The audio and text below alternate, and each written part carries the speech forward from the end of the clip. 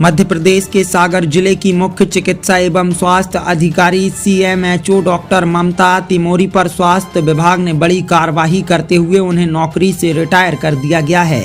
यह आदेश संचालनालय लोक स्वास्थ्य एवं चिकित्सा शिक्षा विभाग भोपाल द्वारा जारी किया गया है, जिसमें डॉक्टर ममता तिमोरी पर शासकीय नियमों के उल्लंघन का हवाला दिया गया है। भारत की सबसे भरोसेमंद डॉक्टर लाल पैथलैब, जहां हर टेस्ट में मिलती है विश्व स्तरीय एक्यूरेसी, साथ ही अब होम कलेक्शन सुविधा। तो बस एक कॉल पर बुक करें और घर बैठे सैंपल सुविधा का लाभ उठाएं। पता डॉक्टर लाल पैथलैब, झील बोट क्लब, गऊ घाट, परकोटा, सागर। दरअसल जारी आदेश के अनुसार डॉक्टर ममता तिमोरी की नियुक्ति सीएमएचओ पद पर नियमों के विपरीत पाई गई।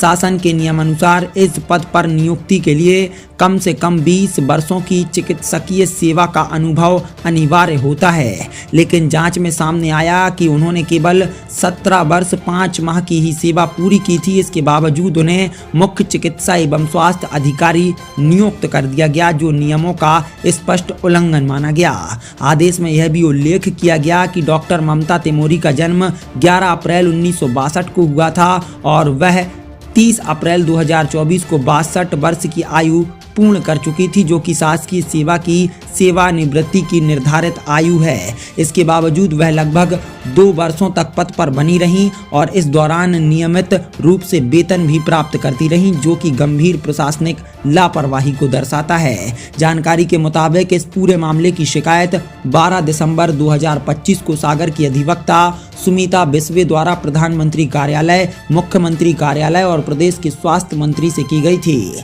शिकायत में आरोप लगाया गया था कि नियुक्ति के दौरान नियमों को दरकिनार किया गया और डॉक्टर ममता तिमोरी द्वारा सेवा की अवधि से जुड़ी महत्वपूर्ण जानकारी छुपाई गई एवं उन्हें सीएमएचओ पद पर नियुक्त किया गया।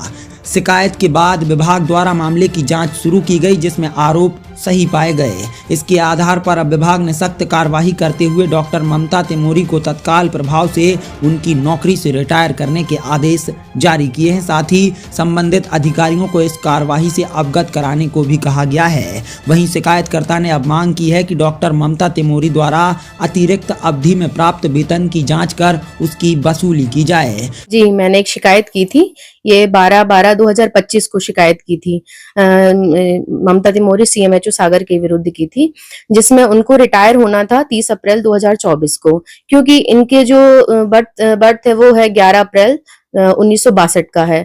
तो 20 वर्ष की जो उनकी सेवा अवधि थी वो समाप्त हो चुकी थी, लेकिन वो वर्तमान में 2026 तक उसी पद पर बनी हुई हैं। इसलिए मैंने शिकायत की थी।